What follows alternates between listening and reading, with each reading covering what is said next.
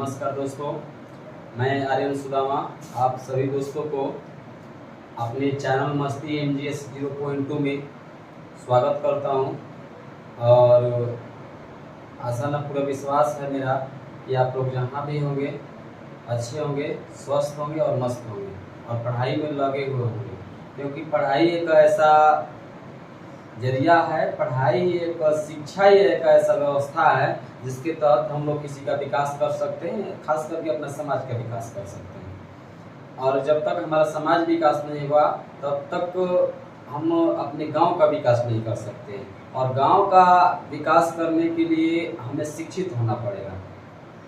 जब तक छोटे छोटे देहात के गांव विकास में नहीं आएंगे, शिक्षित नहीं होंगे, तब तक हमारा राज्य और हमारा देश विकास नहीं कर सकता है। तो हमें सबसे पहले शिक्षित होना पड़ेगा, तब जाकर हम अपने समाज का विकास कर सकते हैं, अन्यथा संभव नहीं है। क्योंकि बहुत सारे ऐसे बच्चे हैं, बहुत सारे ऐसे आदमी हैं, मनुष्य हैं कि उनको 100 रुपये और 50 रुपये में फर्क नहीं पता चलता है कि 100 बड़ा है 50 बड़ा है। तो उसके अंदर शिक्षा का अभाव है। तो हमें शिक्षित बनना पड़ेगा और शिक्षित बनकर अपने समाज का, अपने घर का, अपने देश का, अपने राज्य का और अपने गांव का विकास करना है। और उसके लिए हमें फ्री से फ्री शिक्षा का प्रसार करना है, न कि शिक्षा के नाम पर व्यापार करना है। तो हमें, क्योंकि हम एक ऑफलाइन में संस्था भी चलाते हैं डॉक्टर अंबेडकर कोचिंग सेंटर के नाम से, तो संस्था में हम खुले तौर पर बोल दिए हैं कि कोई भी बच्चा यदि मेरे यहाँ पढ़ना चाहता है, यदि वो फीस देने में सक्षम न हो, तो भी हमारे यहाँ मेरे संस्थान में आकर निःशुल्क पढ़ सकता है। उसके साथ 1 रुपया भी नहीं लिया जाएगा, उससे 1 रुपया भी नहीं लिया जाएगा, वो निःशुल्क पढ़ सकता है। तो ऐसे यदि कोई बच्चा है, यदि मेरा वीडियो देख रहा है नज़दीक में क्षेत्र में, तो मेरे यहाँ आकर ऑफलाइन में भी पढ़ सकता है। मैं उसको फ्री ऑफ कॉस्ट पढ़ाऊँगा और पढ़ाता भी हूँ। यदि आप लोग को चेक करना है तो आप लोग आकर डॉक्टर अंबेडकर कोचिंग सेंटर स्थान, डॉक्टर अंबेडकर कोचिंग सेंटर सोआ स्थान हराई बाबा मठिया, ये टेम्पो स्टैंड के बगल में है। तो आप लोग चेक करना चाहते हैं तो आकर चेक भी कर सकते हैं। अभी भी हम लोग बच्चों को, कुछ ऐसे बच्चे हैं जो फीस देने में सक्षम नहीं हैं, उनको फ्री में पढ़ाते हैं, निःशुल्क पढ़ाते हैं, ताकि वो भी बच्चा पढ़ लिख कर आगे कुछ बने, अपने समाज के लिए कुछ करे। तो हमें शिक्षा के नाम पर व्यापार नहीं करना है, शिक्षा का अच्छे से प्रसार करना है, ताकि गरीब से बच्चा और धनी का भी बच्चा दोनों पढ़े। हमें समानता करना है। हमें बच्चों को इंसानियत का पाठ पढ़ाना है, न कि धर्म का पाठ पढ़ाना है। हमें बच्चों को धर्म का पाठ नहीं पढ़ाना है। मैं पहले भी बोलता था और आज भी बोलता हूँ, और जब तक मेरा जीवन रहेगा तब तक बोलूँगा कि हमें बच्चों को इंसानियत वाला पाठ पढ़ाना है, न कि धर्म वाला पाठ पढ़ाना है। तो आज के मेरा जो टॉपिक है वो खास करके बिहार के पिछड़ेपन जो है आज लिया जाए तो हमारा बिहार जो है बहुत पिछड़ा हुआ राज्य है। और 2011 के जनगणना के अनुसार भी हमारा बिहार जो है पिछड़ा हुआ, अति पिछड़ा में आता है। तो इसका मुख्य कारण क्या है कि हमारा बिहार अति पिछड़ा में आता है, और पिछड़ेपन का कारण क्या है? तो सामान्यतः लिया जाए तो इसका बहुत ही निम्नलिखित कारण है। बिहार के पिछड़ेपन का निम्नलिखित कारण है। पहला कारण लिया जाए तो शिक्षा का अभाव। शिक्षा का अभाव, शिक्षा का अभाव। हमारे बिहार में शिक्षा का इतना अभाव है कि पहले की जो महिलाएं थी वो लिया जाए तो बहुत ही कम शिक्षित थी, जिसके चलते अपने बच्चों को भी उतना शिक्षित न कर पाई। लेकिन आज की डेट में कुछ ऐसी महिलाएं, कुछ का लिए तो बहुत सारे ऐसी महिलाएं हैं कि दिन प्रतिदिन शिक्षा को ग्रहण कर रही हैं। तो हमारा बिहार अभी भी पिछड़ा हुआ है। इसका मुख्य कारण लिया जाए तो शिक्षा है। यदि शिक्षा हमारे अंदर जिस दिन हो जाएगा तो हमारा बिहार जो है पिछड़ेपन की कैटेगरी में नहीं रह सकता है, वो आगे बढ़ जाएगा। तो सबसे पहले हमें फ्री से फ्री ऑफ कॉस्ट सेवा में हमें बच्चों को शिक्षित करना है, ताकि आने वाली पीढ़ी का हो शिक्षित हो। जो पहले गुजर गया उसको छोड़ दिया जाए और आने वाली पीढ़ी को देखा जाए, तो हमें बच्चों को शिक्षित करना है, क्योंकि आने वाली पीढ़ी शिक्षित हो, हम लोग विकास कर सके, बिहार को विकसित कर सके। तो इससे पहले हमें शिक्षित होना पड़ा। तो बिहार में शिक्षा का अभाव है, क्योंकि यहाँ पर बहुत सारे ऐसे बच्चे हैं जिनको पढ़ने के लिए गुरु के यहाँ, मास्टर के यहाँ ट्यूशन धरने के लिए पैसा नहीं होता है। तो बच्चा अपने फैमिली को संभालने के लिए कमाने चला जाता है, तो बच्चा पढ़ नहीं पाता है। तो एक तरह से लिया जाए तो उसका जो शिक्षा है इसी कारण से वंचित हो जाता है। तो हमें बहुत ही कष्ट होता है कि एक तरह से लिया जाए तो बिहार का पिछड़ेपन का कारण है। यदि सरकार हमारा इस पर यदि जोर देता तो ये जो बच्चे हैं जो शिक्षा से वंचित हो जा रहे हैं अपने परिवार के परिस्थिति के कारण, वो बच्चा भी पढ़ सकता है। लेकिन सरकार यदि समझे तो यहाँ की जो नाकामी सरकार है वो केवल वोट मांगने के लिए हमारे यहाँ आती है, लेकिन इस व्यवस्था पर ध्यान नहीं देती है। तो हमारे अंदर जिस दिन शिक्षा हो जाएगा और शिक्षा होकर दूसरों को शिक्षित करने लगेंगे, तो बिहार, हमारा समाज, हमारा गांव खुद दिन प्रतिदिन विकास करने लगेगा। तो हमें सबसे पहले शिक्षा को बढ़ावा देना है, शिक्षा को प्रसारित करना है और बच्चों को पढ़ाना है फ्री से फ्री ऑफ कॉस्ट सेवा में। दूसरा है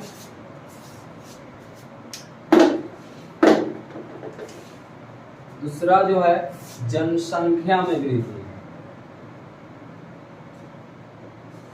जनसंख्या में वृद्धि, हमारे बिहार की जनसंख्या जो है दिन प्रतिदिन इतना विस्फोट के साथ बढ़ रहा है, इतना विस्फोट के साथ बढ़ रहा है कि अब क्या किया जाए। क्योंकि बिहार में शिक्षा का अभाव है। बच्चा जो खास करके जो औरतें हैं, पहले की जो औरतें हैं उनके अंदर शिक्षा तो है नहीं, तो उनको समझ में नहीं आ रहा है कि हमें सुखी रहने के लिए छोटा परिवार का होना अति आवश्यक है। लेकिन उनको अंदर समझ नहीं है, क्योंकि उनके अंदर शिक्षा का अभाव है। जिस दिन वो शिक्षित हो जाएगी, इस समस्या से वो लड़ सकती है।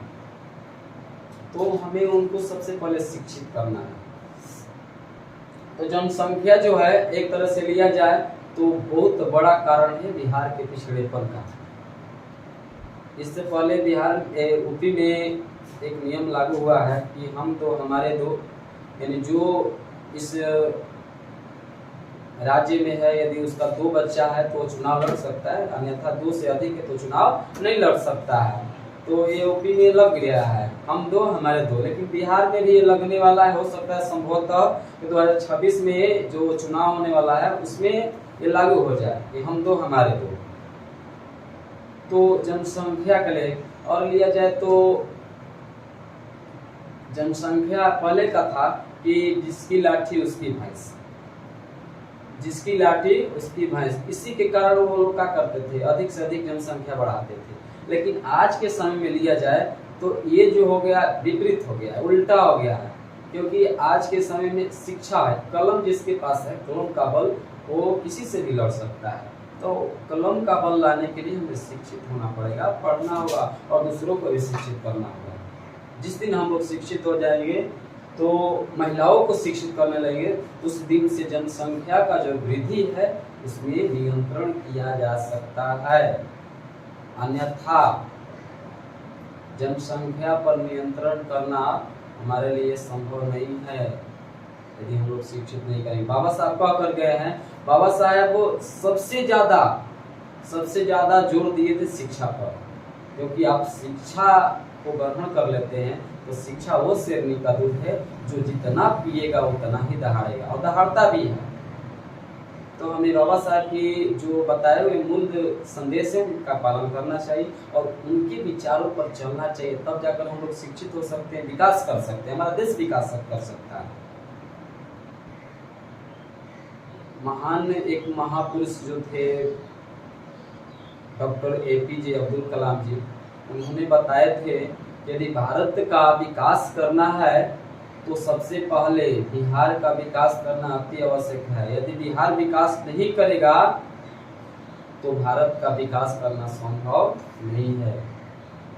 तो क्योंकि उन्हें मिसाइलों का जनक भी बोला जाता है, डॉक्टर APJ अब्दुल कलाम आजाद को मिसाइलों का जनक भी बोला जाता है। उन्होंने बताया था कि यदि भारत का विकास करना है तो हमें बिहार का विकास करना अति आवश्यक है। जनसंख्या वृद्धि ये भी एक कारण हो गया। तीसरा है बेरोजगारी।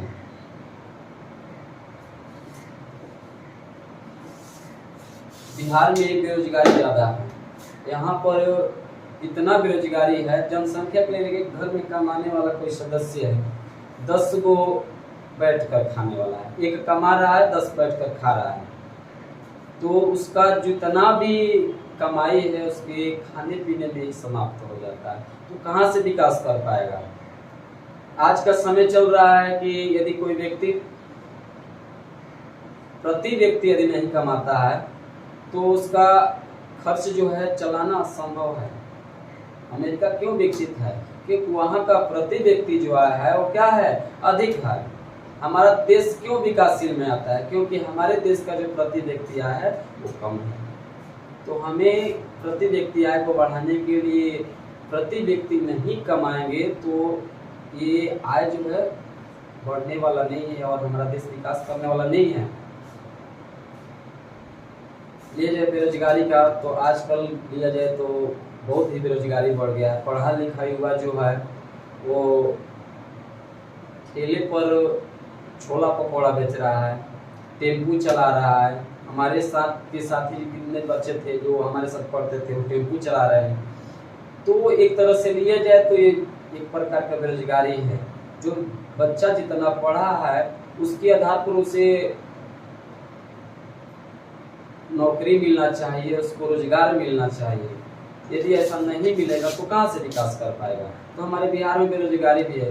बेरोजगारी का मुख्य कारण यह भी हो सकता है कि शिक्षा का अभाव भी हो, और शिक्षा का जो शिक्षा ग्रहण किए हैं उनको जॉब नहीं मिल रहा। जॉब तो नहीं क्यों नहीं मिल रहा है? क्योंकि वैकेंसी नहीं निकल रही है। वैकेंसी भी निकल रही है तो क्लियर 4 साल 5 साल करने में लग जाए तो कहाँ से कोई बेरोजगारी जाएगा? बेरोजगारी और बढ़ेगा ही। चौथा है उद्योग धंधा।